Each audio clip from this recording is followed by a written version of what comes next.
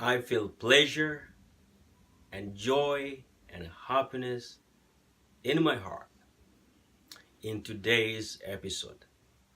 And today we're gonna talk about the power of mutual friendship. Now, to understand this concept well, I invite you to join me in this imagination scenario.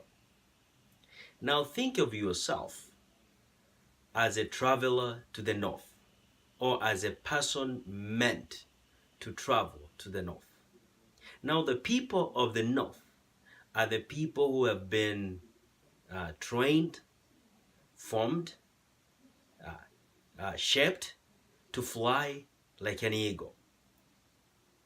And for some reason, you find yourself, or weird reason, you find yourself with the men and the women who are traveling to the south.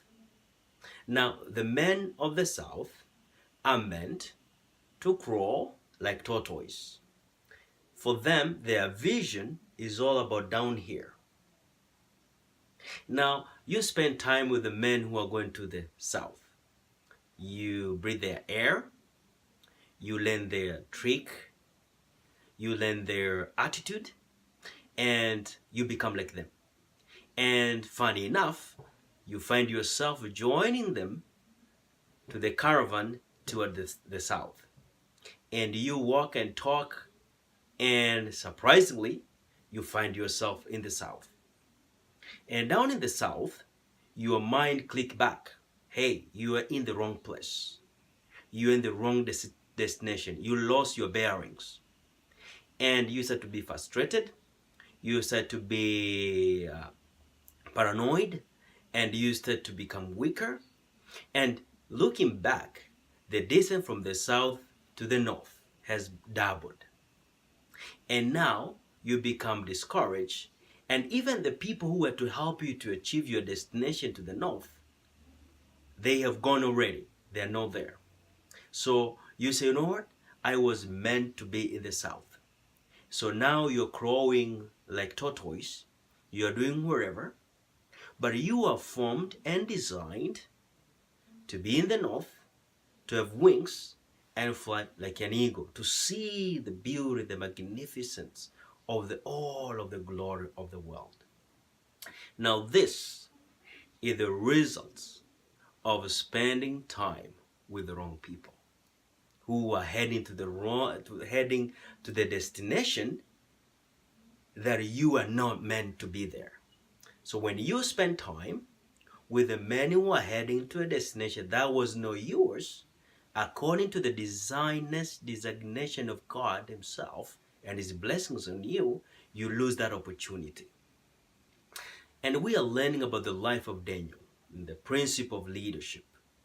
Early on in his leadership training, Daniel chose men who became closer to him. These were Azariah, Shadrach, and Meshach. These men, they had the same principles, they had the same values, they worshiped the same God. They have one desire only, and that was to worship and to honor and to shine for God. And these are the men who Daniel spent time with. When Daniel was presented with the difficult problems in his position, he went back to this man and they spent time together. They prayed together. They talked together. And God revealed to them powerful things. And even they were eating the same food. They breathed the same air.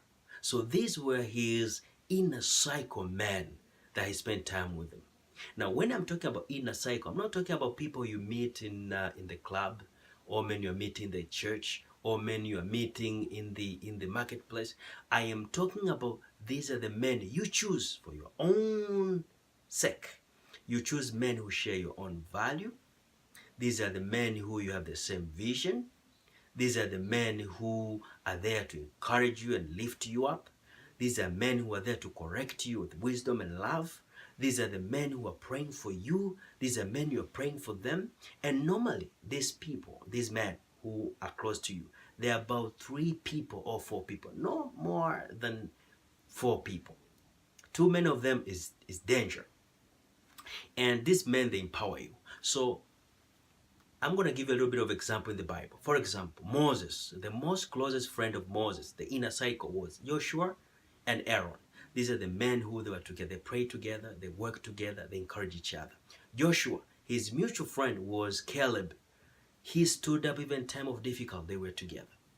And you're talking about David. The most friend of David was Jonathan. Jonathan was there for the success of David. And when we talk about Jesus, his inner cycle was comprised of John, Peter, and James. These are the men who Jesus went in the time of his hardship and they prayed together. This is the time he took them to the mountain to see him being transformed, and they saw him talking with Moses and Elijah. These are the men when Jesus went to raise that little girl, he took them in because they had the same vision and ideas. So I'm encouraging you as a leader, choose few men, 3 men that you share values and you pray together. I have about 4 people, 4 men who we meet and we pray together. I share my goals, I share my dreams. They pray for me, I pray for them. They encourage me, they correct me. So when you are doing this as a leader, you're going to be successful. And we realize even the presidents of this world, they have this group of men who they go for prayers. These are the men who they encourage them, they advise them. So when you are choosing these men, very thing to remember, that you choose men who share your values, men who they have the same dreams like you, or they encourage you to achieve great things.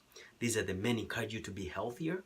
These are the men help you and correct you, and they encourage you to persevere and achieve your dreams. So God bless you. So leaders, this is a very important thing to remember, because if you choose wrong people, you're gonna cripple your strength, you're gonna cripple your wings, and you're not gonna fly like an eagle. God bless you and have a great day.